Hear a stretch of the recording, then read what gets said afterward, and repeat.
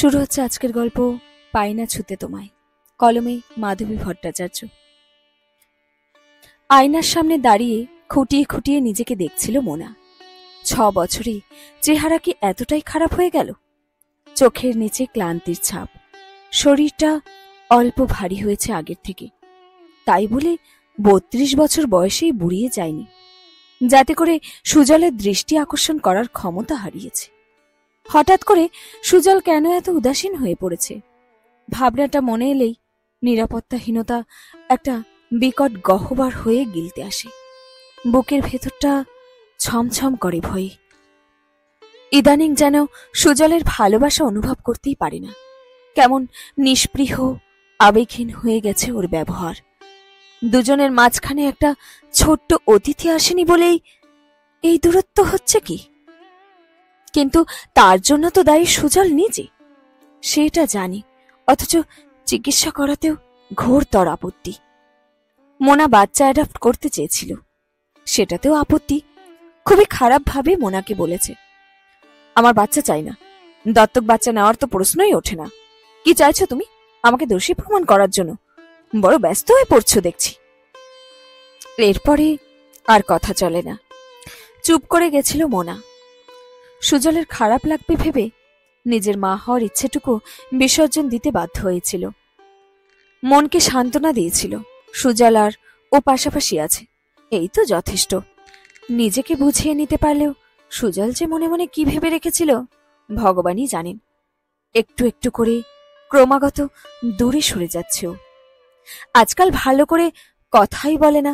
বেশিরভাগ দিনই রাত করে অফিস থেকে ফিরে বিছানায় শুয়ে পড়ে এবং একটু পরে দিব্যি ঘুমিয়ে পড়ে নিশ্চিন্তে। বাড়িতে যে আরেকজন মানুষ আছে, তারও যে কিছু চাওয়ার থাকতে পারে মনেই থাকে না যেন। ঘুমন্ত সুজলের পাশে শুয়ে সারা রাত জেগে থাকে মোনা। এই সুজলকে ও চেনে না, খুব কাছে থেকেও যেন সহস্র যোজন দূরে। ইচ্ছে হলেই ছোঁয়া যায় না মানুষটাকে। দুজনের মাঝখানে তৈরি হয়েছে এক অদৃশ্য অথচ নিশ্ছিদ্র পাঁচিল, যেটা হাজার চেষ্টাতেও ভাঙা যাচ্ছে না। সকালে গভীর অশান্তি নিয়ে ঘুম ভাঙল মোনার। সুজল পেপার পড়ছিল বসার ঘরে। মোনার দিকে একবার তাকিয়ে চোখ নামিয়ে নিল। মোনার চেহারার বিষণ্ণতা ওকে ছুঁতে পারল না। মোনা দীর্ঘশ্বাস ফেলল। একটা সময় ছিল চায়ের কাপ হাতে ঘুম ভাঙাতো সুজল। কোথায় গেল সেই সকালগুলো?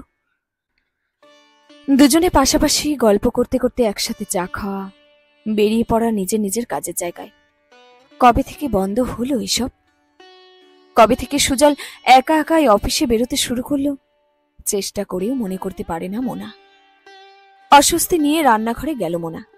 2 কাপ চা নিয়ে সুজলের হাতে একটা কাপ ধরিয়ে দিল। সুজল অন্যমনস্কভাবে চায়ে চুমুক দিয়েছে। মোনা তাকিয়েছিল, সেদিকে চোখ পড়তে সুজল ভুরু কুঁচকে বলল, কিছু বলবে? মাথা নেড়ে সরে এলো মোনা। মনে মনে বলল, কত কিছুই তো বলার ছিল সুজল, কিন্তু কাকে বলবো? তুমি তো সেই সুজল নেই আর। যদি সেই সুজল হতে, এতদিনে আমার মুখ দেখেই বুঝে নিতে কত রাত আমি ঘুমোইনি।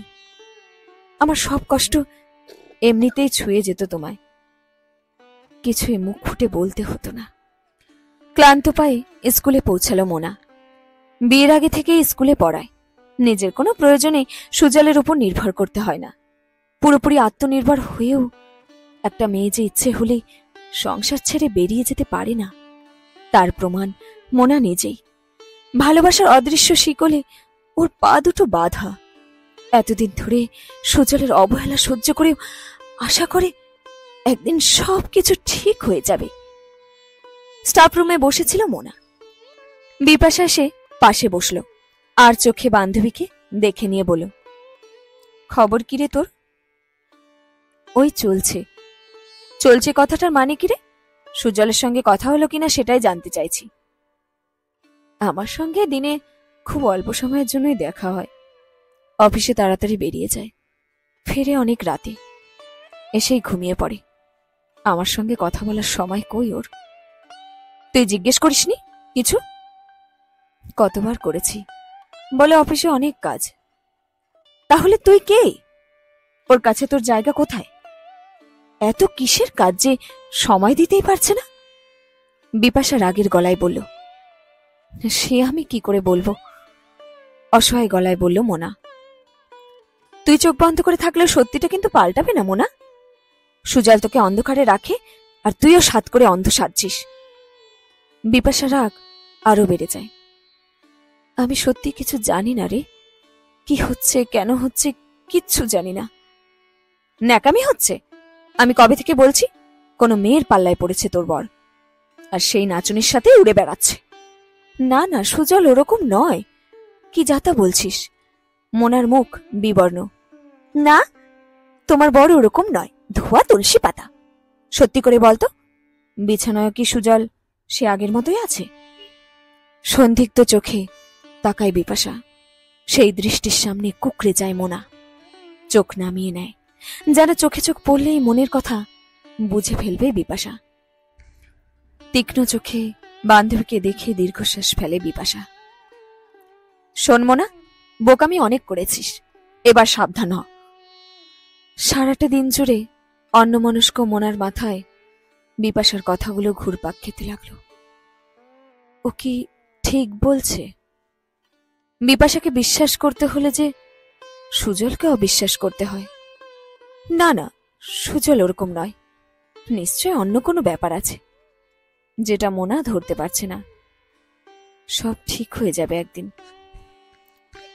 পরদিন সুজল অফিসের জন্য বেরিয়ে যেতে আচমকা বিপাশার বলা কথাগুলো মনে পড়ে গেল। সত্যি কি সুজল অন্য কোনো সম্পর্কে জড়িয়েছে? তাই কি মোনার প্রতি এত অবহেলা? একবার দেখতেই হয়। তাড়াতাড়ি বাড়িতে পড়া সালোয়ার কামিজের উপরেই একটা ওড়না চাপিয়ে বেরিয়ে পড়ল। সুজলকে ফলো করতে হবে। প্রতিদিন এত তাড়াতাড়ি বেরোই কেন? অফিসে কি প্রতিদিনই এত কাজ থাকে? রাস্তায় বেরিয়ে সুজলের বাইকটা গলির মোড়ে অদৃশ্য হয়ে যেতে দেখল। একটা ট্যাক্সি নিয়ে সুজলের পিছু নিল। আসল ব্যাপার আজ জানতেই হবে ওকে। পরপর 3 দিন সুজলকে ফলো করেছে মোনা।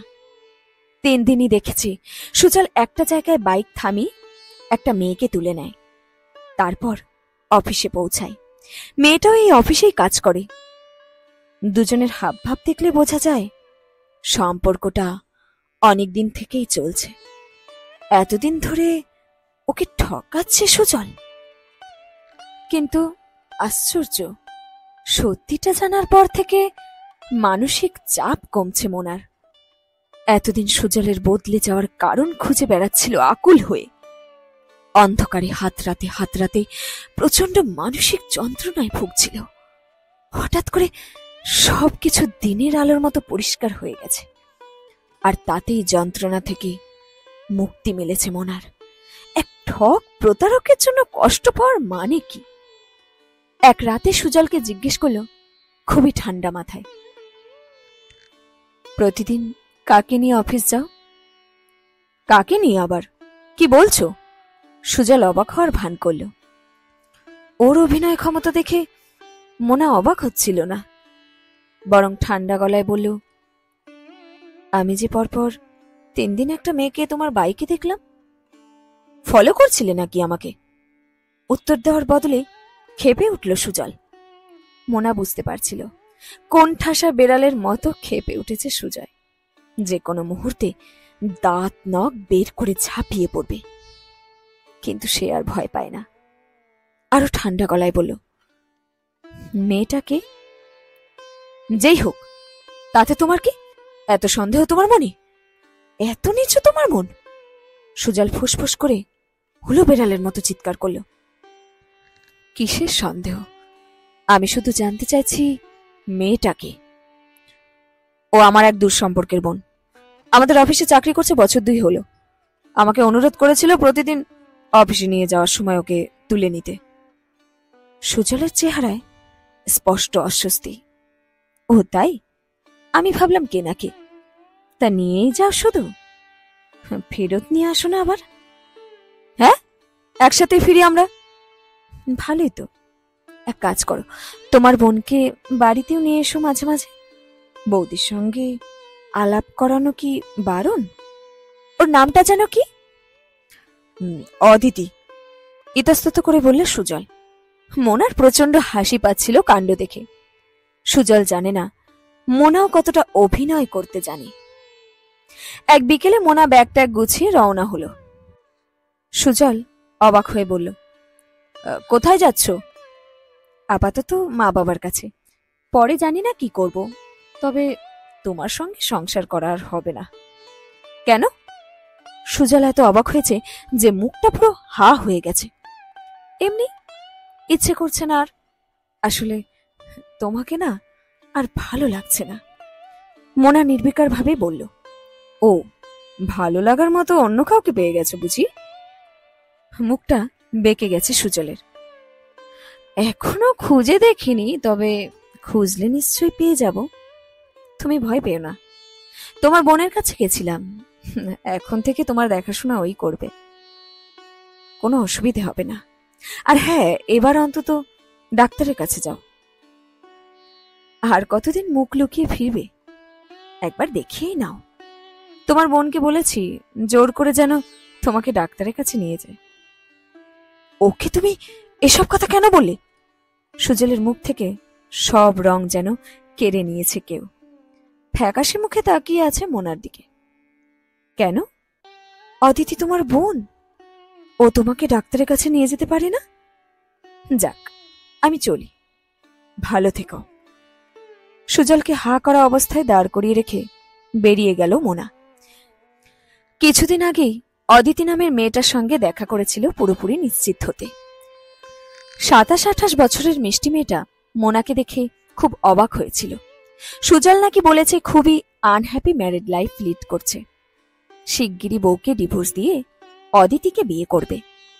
দুটো মেয়েকে একসাথে ঠকিয়ে যাচ্ছিল এতদিন সুজল। মোনার মাথায় আগুন জ্বলে উঠেছিল। কেটে কেটে বলেছিল, আনহ্যাপি সুজল নয়, আমি আনহ্যাপি ছিলাম। তুমি জানো, এতদিন তীব্রভাবে মা হতে চেয়েও সেই ইচ্ছে পূরণ হয়নি আমার, কারণ সুজল কখনো ডাক্তারের কাছে যায়নি। পাছে সবাই সবকিছু জেনে যায়। শুধু নিজের কথা ভেবে চলা স্বার্থপর লোকটার সাথে এতদিন কি করেছিলাম এটাই আশ্চর্যের। তুমি বুদ্ধিমতী, সুজলের সাথে সম্পর্ক রাখবে কিনা ভালোই বুঝবে। আমার যা বলার বলে দিলাম। মেয়েটাকে হতভম্ব করে রেখে বেরিয়ে এসেছিল মোনা। ও 99 ভাগ নিশ্চিত অদিতি কিছুতেই সুজলের সঙ্গে আর সম্পর্ক রাখবে না। ট্যাক্সিতে বসে সিটে মাথাটা এলিয়ে দিল মোনা। এতদিন নিজের সঙ্গে লড়াই করতে করতে প্রচন্ড ক্লান্ত। মায়ের কোলে মাথা রেখে একটু ঘুমোবে, তারপর মা বাবাকে জড়িয়ে ধরে কেঁদে হালকা হবে। অনেকটা কান্না জমে আছে বুকের ভেতর। তবে হাজার কষ্ট হলেও মোনা দুর্বল হবে না আর। ভালোবাসার দুর্বলতা যে কখনোই এক নয়, সেটা মোনার চেয়ে বেশি আর কে জানে। শেষ হলো আজকের গল্প আমি পাই না ছুতে তোমায়। কলমে মাধবী ভট্টাচার্য।